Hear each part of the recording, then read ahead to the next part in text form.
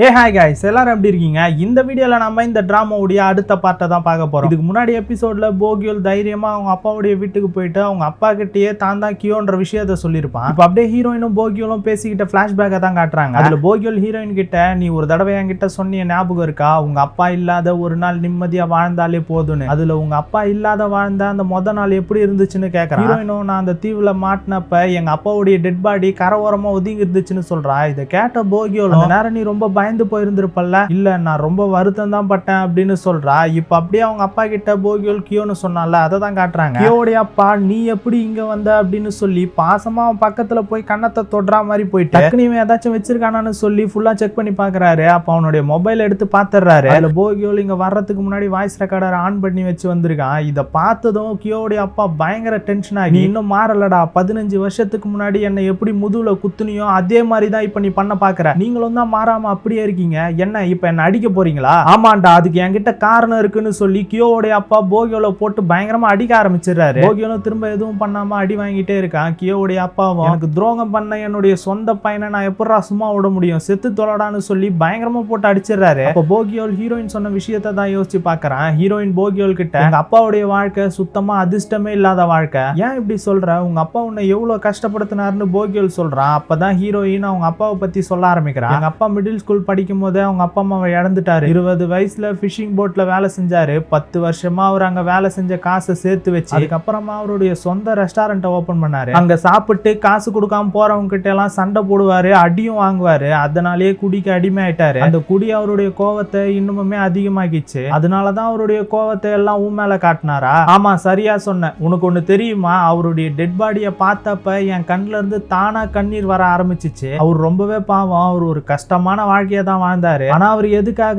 இவ்வளவு கஷ்டமான வாழ்க்கையை வாழ்ந்து இருக்கணும், அவருடைய கோவத்தை எல்லாம் எதுக்காக என் மேல காட்டி இருக்கணும் அப்படின்னு சொல்லிட்டு இருக்கான். இதெல்லாம் போகியோல் இப்ப யோசிச்சு பார்த்துட்டு இருக்கான். கியோவுடைய அப்பாவும் அவனை அடிச்சு முடிச்சுட்டு அப்படியே உட்கார்றாரு. போகியோலுக்கு எக்கச்சக்கமான அடிபட்டு இருக்கு. அவனுடைய முதுகுல ஒரு கூல் ட்ரிங்க்ஸ் பாட்டில் வேற குத்திட்டு இருக்கு. அவனும் அதை எடுத்து போட்டு தட்டு தடுமாறி எழுந்து உட்கார்றான். அப்ப கியோவுடைய அப்பா பிரிஞ்சு போன என்னுடைய ஃபேமிலியை திரும்ப இந்த வீட்டுக்கு கூட்டிட்டு வரணும்ன்றதுக்காக தான் இந்த வீட்டை நான் இன்னும் பாதுகாத்துட்டு இருக்கேன். என்னோட இன்சூரன்ஸ் காசு, நான் சம்பாதிக்கிற எல்லா காசையும் இதுக்காக செலவழிச்சிருக்கேன். எல்லாமே நாம சந்தோஷமா இருக்கணும்ன்றதுக்காக தான். எதுக்காக நீங்க இப்படி பண்றீங்க? உங்களுக்கு துரோகம் பண்ணிட்டு போன இந்த பைத்தியக்காரனை மறந்துட்டு சந்தோஷமா ஏதாச்சும் ஒரு வாழ்க்கையை வாழ வேண்டியது தானே. உங்களை பாருங்க, நீங்க எப்படி வாழ்ந்துட்டு இருக்கீங்கன்னு பாருங்க. என்னடா நீங்க எல்லாம் சந்தோஷமா இருக்கிறதால என்ன பார்த்து பரிதாபப்படுறியா? என்ன நான் சொல்றது கரெக்ட் தானேன்னு போகியோலுடைய அப்பா கேட்கிறாரு. போகியோலும் எழுந்து நின்று ஆமா கரெக்ட் தான், நாங்க சந்தோஷமா இருக்கோம், அதனால தயவு செஞ்சு எங்களை பத்தி மறந்துட்டு உங்களுடைய வாழ்க்கையை வாழுங்கன்னு சொல்றான். போகியோலுடைய அப்பா அப்படியே எழுந்து வந்து என்னால பண்ண முடியாதுடா, பார்த்தல நான் உன்னை கடைசியா கண்டுபிடிச்சிட்டேன், நீங்க எங்களை நெருங்கி வரணும்னு நினைச்சீங்கன்னா கண்டிப்பா நான் போலீஸை கூப்பிட வேண்டியிருக்கும். எதுக்காக கூப்பிடுவேன்? ஒரு அப்பா அவனுடைய ஃபேமிலியை தேடி வந்ததுக்காக கூப்பிடுவேன்னு கேட்கிறாரு. போகியோல் உடனே அவனுடைய பாக்கெட்ல இருந்து ஒரு வாய்ஸ் ரெக்கார்டர் எடுக்கிறான். அதுல இவ்வளவு நேரம் இங்க நடந்த எல்லாமே ரெக்கார்ட் ஆயிருக்கு. இது எல்லாம் அவருக்கு போட்டு காட்டி என்கிட்ட இது மட்டும் கிடையாது, 15 வருஷத்துக்கு முன்னாடி நீங்க என்ன அடிச்ச வீடியோ எல்லாம் கூட என்கிட்ட இருக்குன்னு சொல்றான். அப்பதான் தெரியுது சின்ன வயசுல இவன் ரூம்ல ஒரு கேமராவை மறைச்சு வச்சு அவங்க அப்பா கிட்ட அடி வாங்குறதெல்லாம் ரெக்கார்ட் பண்ணிருக்கான். அது மட்டும் இல்லாம இப்ப எங்களுடைய வீட்டுக்கு வெளியவும் உள்ளேயும் கேமரா செட் பண்ணிருக்கு. அதனால நீங்க எங்களை நெருங்கி வராம இருக்கிறது தான் உங்களுக்கு நல்லது. நீங்க எங்களுடைய வீட்டுக்கு எப்ப வர்றீங்களோ அப்ப என்கிட்ட இருக்கிற எல்லா எவிடன்ஸுமே நான் போலீஸ் ஸ்டேஷன்ல கொடுத்துருவேன்னு சொல்றான். இதை கேட்டு கடுப்பான போகியோலுடைய அப்பா அவனுடைய சட்டையை பிடிக்கிறாரு. போகியோலும் அவரை தள்ளி விட்டு நான் ஒன்னும் வீக்கான ஆளுன்றதுக்காக எல்லாம் உங்ககிட்ட அடி வாங்கல, எனக்கு எவிடன்ஸ் தேவைப்பட்டுச்சுன்னு சொல்றான். அப்ப போகியோலுடைய அப்பா நீ தானே அன்னைக்கு சோல் ஸ்டேஷன்ல மோக்காவை கூட்டிட்டு ஓடுனதுன்னு கேக்குறாரு. போகியோலும் மோக்காவை விட்டு தள்ளி இருக்கிறது தான் உங்களுக்கு நல்லது, நீங்க அவகிட்ட நெருங்கணும்னு நினைச்சீங்க, அதுக்கப்புறம் நான் சும்மா இருக்க மாட்டேன்னு சொல்லிட்டு அங்க இருந்து வெளியே போறான். வெளியே வந்தவன் கார்ல உட்காந்துட்டு ஒரு மாதிரி கண் கலங்கி அழ ஆரம்பிச்சிடறான். போகியோலுடைய அப்பாவும் செம்ம கடுப்புல சந்தோஷமா இருக்கீங்களா,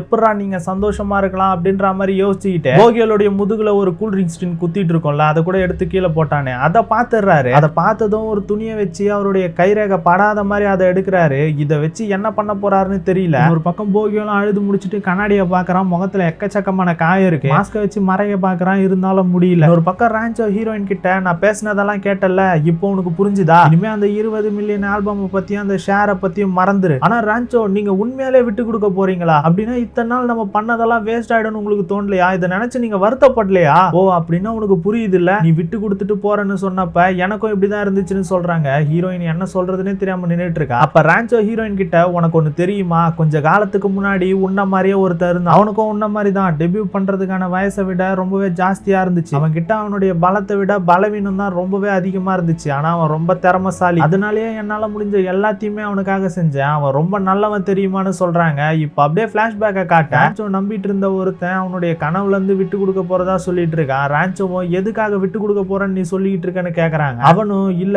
எனக்காக நீங்க ஆல்ரெடி நிறைய காசு செலவு பண்ணிட்டீங்க, அதனாலதான் நீ விட்டு கொடுக்காம ட்ரை பண்ணிட்டே இருக்கணும்னு நான் சொல்றேன், நீ இப்ப விட்டு கொடுத்தன்னு வையேன் நிஜமாவே அந்த எல்லா காசுமே வேஸ்ட் தான் சொல்லிருப்பாங்க. இப்ப அதெல்லாம் நினைச்சு பார்த்த ரான்ச்சோ ஹீரோயின் கிட்ட அவனுமே உன்ன மாதிரி ஒரு வீக்கான ஆள் தான், அதனாலதான் இந்த தடவை நான் முதல்ல விட்டு கொடுக்கலான்னு இருக்கிறேன்னு சொல்றாங்க. ஹீரோயினோட நான் வீக்கான ஆள் கிடையாது ரான்ச்சோ, நான் என்ன சொல்ல வரேன்னா நீங்க இப்ப விட்டு கொடுத்துட்டீங்கன்னு வைங்களேன், நான் உங்களுக்காக இவ்வளவு தூரம் வந்தது எல்லாமே ஒண்ணும் இல்லாத போயிடும், ஏன்னா நீங்க தான் என்னுடைய கனவு, நீங்க தான் என்னுடைய ரோல் மாடல், அதுதான் இதுல இருக்கிற சோகமான விஷயமே, உன்னால என்ன தவிர்த்துட்டு பெரிய கனவை காண முடியல, அதனால எல்லாத்தையும் நிறுத்திட்டு இனிமே அவங்க பாதையில போலான்னு சொல்லிட்டு அங்க இருந்து கிளம்ப பாக்குறாங்க. அப்ப ஹீரோயின் ரான்ச்சோவை தடுத்து நிறுத்தி, ரான்ச்சோ இதை உங்க அம்மா உங்ககிட்ட கொடுக்க சொன்னாங்கன்னு சொல்லி செயின் மாட்டின ஒரு சாவி எடுத்து கொடுக்குறான். ரான்ச்சோவும் இது என்னன்னு கேட்க ஹீரோயினோ எனக்கு தெரியல ரான்ச்சோ, நான் உங்க அம்மாவை பார்த்தப்ப இதை அவங்க உங்ககிட்ட கொடுக்க சொன்னாங்க, அவ்வளவுதான் எனக்கு தெரியும், சரி நான் போறேன் ரான்ச்சோ அப்படின்னு சொல்லிட்டு சோகமா அங்க இருந்து கிளம்பி போயிடுறான். ரான்ச்சோவும் அம்மா எதுக்காக இந்த சாவியை நம்ம கிட்ட கொடுக்க சொல்லிருப்பாங்க அப்படின்னு யோசிச்சுட்டு இருக்காங்க. ஒரு பக்கம் போகியோல் கடைக்கு போயிட்டு ட்ரிங்க்ஸை வாங்கி மேலெல்லாம் தெளிச்சிட்டு இருக்கான், ஏன்னா இவனுக்கு அடிபட்டு இருக்குல்ல, அதெல்லாம் ட்ரிங்க்ஸ் குடிச்சிட்டு போதையில கீழே விழுந்து பட்ட அடின்ற மாதிரி வீட்டுல சொல்லிக்கலான்றதுக்காக இந்த ஏற்பாடு பண்றான். இப்படியே அவன் அந்த கடையில இருந்து வெளியே வரும்போது கரெக்டா அங்க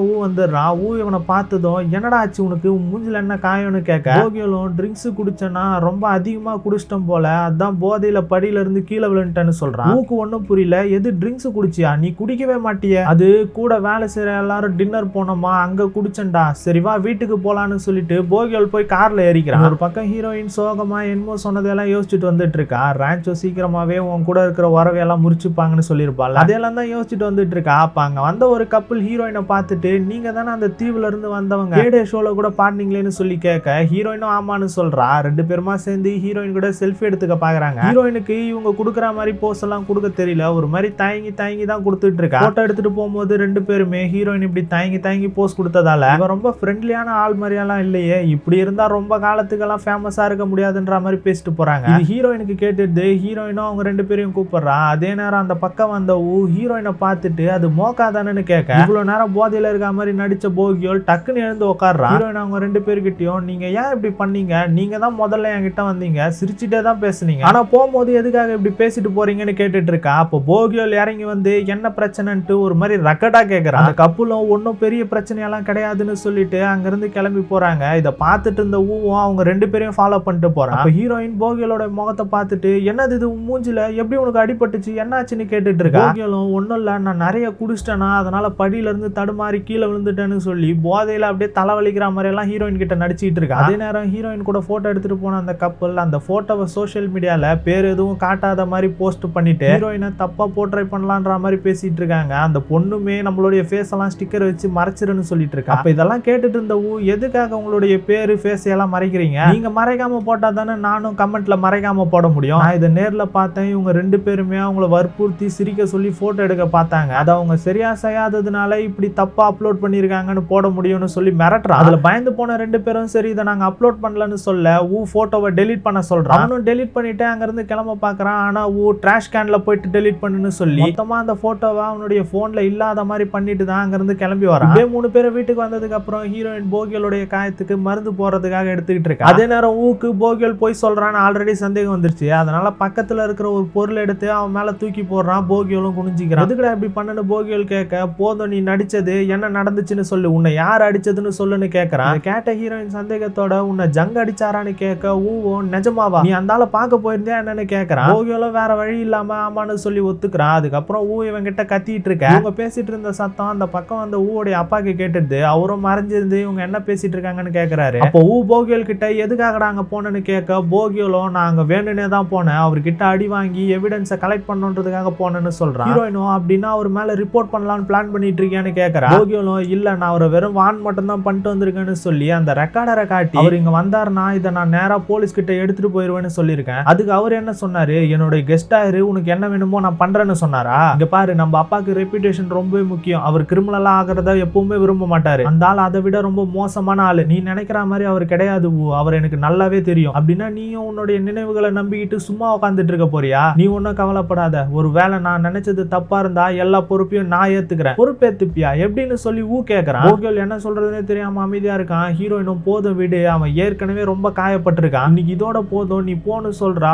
அமைதியா எழுந்து போயிடுறான். மேல போகும்போது ஊடைய கண்ணில் மாட்டாம அவங்க அப்பா ஒளிஞ்சுக்கிறாரு. ஒரு பக்கம் ஹீரோயின் போகியலுடைய காயத்துக்கு கட்டு போட்டுட்டு இருக்கா. அப்போ போகியலுடைய கை ஒரு மாதிரி நடுங்கிட்டு இருக்கு. இதை பார்த்த ஹீரோயின் கியோனு கூப்பிட போகியோலும் கண் கலங்கிட்டு, நான் ரொம்ப கான்பிடென்ட்டா இல்ல, எல்லா பொறுப்பையும் ஏத்துக்கிறேன்னு சொல்லிட்டேன், ஆனா என்னால முடியும்னு எனக்கு தோணல மோக்கா. ஒருவேளை அவரை நான் திரும்ப பார்த்தேன்னா அவருக்கு நான் என்ன பண்ணுவேன்னு நினைச்சேன், எனக்கு பயமா இருக்குன்னு சொல்லிட்டு இருக்கான். அதெல்லாம் கேட்டுட்டு ஹீரோயின் அவனுடைய கண்ணத்தை பிடிச்சிட்டு, இங்க பாரு, இனிமே நீ அவரை திரும்ப பார்க்க மாட்டேன், எதுவும் நடக்காதுன்னு சொல்றா. போகியோலும் ஒரு வேலை அப்படின்னு கேட்க வர ஹீரோயின் அதுக்கு மேல அவனை பேச விடாம கட்டி பிடிச்சிட்டு, இங்க ஒரு வேலைன்ற பேச்சுக்கே இடம் கிடையாது, இனிமே எதுவும் நடக்காது, நீ பயப்படாதுன்னு சொல்லி ஆறுதல் சொல்லிட்டு இருக்கா. அப்ப பேக்ரவுண்ட்ல போகியலுடைய வாய்ஸ்ல மோக்கா சொன்ன அந்த வார்த்தைங்க என்ன ஆறுதல் படுத்துறதுக்காக கிடையாது, அது எல்லாம் தீர்க்கமான வார்த்தைன்னு எனக்கு பின்னாடி தான் புரிஞ்சதுன்னு சொல்ற மாதிரி இருக்கு. ஒரு பக்கம் ரான்ச்சோ அவங்க அம்மா கூட ஹாஸ்பிட்டல்ல இருக்காங்க. அவங்க அம்மாவை அப்படியே பார்த்துட்டு அங்க இருந்து கிளம்பலான்னு போகும்போது அவங்க அம்மா கண் முழிச்சு ரான்ச்சோவை பேர் சொல்லி கூப்பிடுறாங்க. அவங்க அம்மாக்கு பழசு ஞாபகம் வந்துருச்சு போல. ரான்ச்சோவும் அவங்க அம்மா பேரை சொல்லி கூப்பிட்டதும் பக்கத்துல சந்தோஷமா போயிட்டு, அம்மா உங்களுக்கு என்ன யாருன்னு தெரியுதாமா? கண்டிப்பா தெரியுமே, எப்படி தெரியாம, நீ தான் என் பொண்ணு ரான்ச்சோ, சரி கான்சர்ட் எப்படி போச்சுன்னு சொல்லி கேக்குறாங்க. ரான்ச்சோவும் அவங்க அம்மா அந்த காலத்துல ரான்ச்சோ கான்சர்ட் எல்லாம் பண்ணிருப்பாங்களா, அதை பத்தி தான் கேக்குறாங்கன்னு புரிஞ்சுட்டு, நல்லா போச்சுமா, டிக்கெட் எல்லாமே வித்து கூட போயிடுச்சு தெரியுமா, எனக்கு தெரியும், நானும் வரணும்னு நினைச்சிட்டு இருந்தேன், ஆனா அடுத்த கான்சர்ட்டுக்கு நான் வரேன்னு, நீங்க ஒன்னும் கவலைப்படாதீங்கம்மா, உங்களுக்காக நான் விஐபி சீட்டை சேவ் பண்ணி வைக்கிறேன், சரி அந்த லீ அதை பத்தி கண்டுபிடிச்சிடாதபடி பாத்துக்கன்னு சொல்றாங்க. ரான்ச்சோக்கு ஒன்னும் புரியல, என்னமா சொல்றீங்க, எதை பத்தி பேசிட்டு இருக்கீங்கன்னு கேக்குறாங்க. ரான்ச்சோடைய அம்மாக்கு அதுக்குள்ளே எல்லாமே மறந்து போயிடுது. ரான்ச்சோவும் அதுக்கப்புறம் ஹாஸ்பிட்டல்ல இருந்து கிளம்புறாங்க. அவங்கள பிக்கப் பண்றதுக்காக மேனேஜர் தான் வர. மேனேஜரும் எங்க போட்டோம்னு சொல்லி கேட்க ரான்ச்சோவும் லீயோடைய வீட்டுக்கு போக சொல்றாங்க. ரெண்டு பேருமா கிளம்பி லீயோடைய வீட்டுக்கு போயிட்டு இருக்காங்க. போற வழியில ரான்ச்சோ மேனேஜர் கிட்ட, மோக்காவும் என்மோ மாதிரி இருக்கணும், அப்பதான் அவ சக்சஸ் ஆக முடியும், அவளை பத்தி யோசிக்காம அவ மத்தவங்கள பத்தி யோசிச்சானா கடைசியில உன்ன மாதிரியே ஆயிடுவான்னு சொல்லிட்டு இருக்காங்க. இதை கேட்ட மேனேஜரும் எதையோ யோசிச்சுட்டு இருக்கான். இப்படியே ரெண்டு பேருமா லீயோடைய வீட்டுக்கு வராங்க. லீயோ ரான்ச்சோவை கூட்டு போறான். இவங்க ரெண்டு பேரும் போறத பார்த்துட்டு இருந்த மேனேஜர் பழைய விஷயம் ஒன்னு யோசிச்சு பாக்குறான். ரான்ச்சோ ஹீரோயின் கிட்ட பேசும்போது உன்ன மாதிரியே ஒருத்தன் அவனுடைய கனவு எல்லாம் விட்டு போனான்னு சொல்லியிருப்பாங்களா, அது வேற யாரும் கிடையாது, இந்த மேனேஜர் தான். ஆக்சுவலா இவன் ஒரு டைம் லீயோ ரான்ச்சோவும் லிஃப்ட்ல போயிட்டு இருக்கும் போது கிளீனிங் பாய் மாதிரி லிஃப்ட்டுக்குள்ள வந்து, அதுக்கப்புறம் லிஃப்ட்ல இருந்து வெளியே போகும்போது இது நான் எழுதி போட்ட பாட்டு, இது ஒரு தடவை கேட்டு பாருங்கன்னு சொல்லி ரான்ச்சோ கிட்ட கேட்டிருப்பான். அதுக்கப்புறம் ரான்ச்சோ அந்த பாட்டை கேட்டுட்டு இவன் உண்மையாலே திறமசாலின்னு சொல்லி இவனுக்கு ப்ரொடியூஸ் பண்ண சொல்லி லீ கிட்ட கேட்டிருப்பாங்க. ஆனா லீ ஒத்துட்டு இருந்திருக்க மாட்டான். அதனால ரான்ச்சோ இவங்களாவே அவனுக்கு ப்ரொடியூஸ் பண்ணி எல்லா சாங்கையும் ரிலீஸ் பண்ணிருப்பாங்க. ஆனா என்மோவை விட இவனுடைய ஆல்பம் எதுவுமே பெருசா வித்து போயிருக்காது. என்மோ தான் அப்ப செம ஃபேமஸா இருந்திருப்பான். இது ரான்ச்சோக்கு ஒரு மாதிரி கடுப்பா இருந்திருக்கும். இதெல்லாம் பார்த்து அவனும் இதுக்கு மேல ரான்ச்சோவை கஷ்டப்படுத்த வேணான்னு சொல்லி அவனோட கனவுல இருந்து விட்டு கொடுக்கறதா சொல்லியிருப்பான். அப்பதான் ரான்ச்சோவை எதுக்காக விட்டு கொடுக்க போறேன்னு கேட்க, எனக்காக நீங்க ஆல்ரெடி நிறைய செலவு பண்ணிட்டீங்கன்னு சொல்லியிருப்பான். அங்க இருந்த லீ உனக்கு மேனேஜரா இருக்கிறதுல இன்ட்ரெஸ்ட் இருக்கான்னு கேட்க ரான்ச்சோவும் தடுக்க பார்த்திருப்பாங்க. ஆனா அவன் நான் மேனேஜரா இருக்கேன்னு சொல்லி ஒத்துட்டு இருந்திருப்பான். இந்த விஷயத்துக்கு அப்புறமா தான் ரான்ச்சோக்கும் லீக்கும் சுத்தமா ஒத்து வராம போயிருக்கு போல. இப்ப ரான்ச்சோ லீயோடைய வீட்டுக்குள்ள போறாங்க. லீயோடைய நாய் அவங்கள பார்த்ததும் ரொம்ப சந்தோஷமா அவங்கள சுத்தி சுத்தி வருது. ஆனா லீ ரான்ச்சோவை வெல்கம் பண்ணாம அவங்க வந்து உக்காந்ததுமே அவங்க கிட்ட, நீ போன்ல என்கிட்ட பேசினது உண்மைதானா, அந்த கான்ட்ராக்டை டர்மினேட் பண்ற விஷயத்தை பத்தின்னு சொல்லி கேட்கறான். ரான்ச்சோ ஆமான்னு சொல்றாங்க. லீயும் அப்படின்னா லீகல் டீம் கிட்ட பேசி டர்மினேட் ஃபார்ம் ரெடி பண்ணிட்டுமான்னு கேட்கறான். ரான்ச்சோ உடனே தாராளமா ரெடி பண்ணிக்க, நீ அந்த கான்ட்ராக்ட்ல தானே இன்ட்ரெஸ்டா இருக்க, ஆனா மோருவை பாத்தியா என்ன வெல்கம் பண்றதுல எவ்வளவு இன்ட்ரெஸ்டா இருக்கான்னு சொல்லிட்டு இருக்காங்க. இத கேட்ட லீ என்னாச்சு ஏதாச்சும் நடந்துச்சான்னு கேட்கறான். ஆனா ரான்ச்சோ எதுவும் இல்லைன்னு சொல்லிடுறாங்க. அதே நேரம் ஹீரோயின் வாங்க கொடுத்த விசிட்டிங் கார்டு, லீயோடைய விசிட்டிங் கார்டுன்னு எல்லாத்தையும் வச்சுட்டு யோசிச்சுட்டு இருக்கா. கொஞ்ச நேரம் யோசிச்சு முடிச்சுட்டு லீயோட கார்டு எடுத்து லீக்கு கால் பண்றா. லீ மோக்காவுடைய பேரை பார்த்ததும் மோக்கா கால் பண்றான்னு சொல்ல ரான்ச்சோவை எடுத்து பேசணும்னு சொல்றாங்க. லீ போன் அட்டன் பண்ணி பேச ஹீரோயின் லீ கிட்ட, நீங்க எனக்கு ஒரு ஆஃபர் கொடுத்தீங்களே அது இன்னும் இருக்கான்னு சொல்லி கேட்கறா. லீயும் இருக்குன்னு சொல்லிட்டு இருக்கா. இப்படியே அடுத்த நாள் ஹீரோயின் எழுந்து ரெடி ஆயிட்டு இருக்கா. அவளுக்கு அந்த வீட்டுல எங்க போனாலுமே ரான்ச்சோவுடைய ஞாபகமாவே இருக்கு. அவ இப்ப ரான்ச்சோவை ரொம்பவே மிஸ் பண்ணிட்டு இருக்கா. அதுக்கப்புறம் சாப்பிடலான்னு உட்காரும் போது யாரோ வர சத்தம் கேக்குது. ஹீரோயின் ரான்ச்சோ தான் வந்துட்டாங்கன்னு நினைச்சிட்டு வேகமா போறா. போய் பார்த்தா வந்திருக்கிறது போகியோல் தான். ஹீரோயின் அவங்க கிட்ட என்ன இங்க வந்திருக்கன்னு கேட்க, போகியோலும் என் அடியெல்லாம் எங்க அப்பா அம்மாக்கு தெரியக்கூடாதுல, அதனாலதான் சரிவா நம்ம ரெண்டு பேரும் சேர்ந்து பிரேக்ஃபாஸ்ட் சாப்பிடுவோம், இந்த டிஷ் ரொம்ப சூப்பரா இருக்கும் தெரியுமா, கடையில 1 hour நின்று வாங்கிட்டு வந்தோன்னு சொல்லிட்டு ரெண்டு பேருமே சாப்பிடறதுக்காக ரெடி ஆகுறாங்க. அதே நேரம் போகியோலுடைய அப்பா அம்மாவும் சாப்பிடறதுக்காக ரெடி ஆகுறாங்க. அப்போ அங்க வந்து போகியோல் எங்கன்னு கேட்க, அப்பாவும் அவன் காலையிலே போயிட்டான்னு சொல்லிட்டு இருக்காரு. போகியோலுடைய அம்மா இப்பெல்லாம் அவனை சரியா பார்க்கவே முடியலன்னு சொல்லிட்டு இருக்காங்க. ஊடைய அப்பா இந்த வாரத்துல இருந்து ஃப்ளவர் அரேஞ்ச்மெண்ட் கத்துக்க போறதா சொல்லிட்டு இருக்காரு. அம்மாவும் என்ன திடீர்னு கேட்டுட்டு இருக்காங்க. இதெல்லாம் கேட்டுட்டு இருந்த ஊவும், சரி மோக்காக்கு தனியா சாப்பிடறது பிடிக்காது, நான் அவ கூட போய் மேல சாப்பிடுறேன்னு சொல்லிட்டு சாப்பாடு எடுத்துட்டு மேல போறான். மேல போனதும் போகியோலும் ஹீரோயினும் சிரிச்சு பேசி சந்தோஷமா சாப்பிட்டுட்டு இருக்கிறத பாக்குறான். பார்த்ததுமே ஒரு மாதிரி சோகமாயிடுறான். இருந்தாலும் சரி சரி அவ தனியா சாப்பிடாமவாச்சும் இருக்கால, அது வரைக்கும் சந்தோஷம்னு சொல்லி அவனுக்கு அவனே மனசை தேத்திட்டு அங்கிருந்து கிளம்ப பாக்குறான். ஆனா இவனுக்கு தனியா சாப்பிடுறது பிடிக்காது. அதோட இவனுக்கு இன்னமுமே ஹீரோயின் மேல ஒரு ஃபீலிங்ஸ் இருக்கு. இருந்தாலுமே அதை அவனுடைய தம்பிக்காக மனசுல போட்டு புதைச்சிட்டு எப்பவும் போல அமைதியா அங்கிருந்து போயிடுறான். இதோட இந்த பார்ட் முடியுது. இந்த வீடியோ பிடிச்சிருந்தா லைக் பண்ணுங்க, ஷேர் பண்ணுங்க. புதுசா பாக்குறவங்க மறக்காம சப்ஸ்கிரைப் பண்ணிக்கோங்க. அடுத்து என்னென்ன நடக்க போகுதுன்ற எல்லாத்தையும் அடுத்த பார்ட்ல பார்க்கலாம். Bye guys.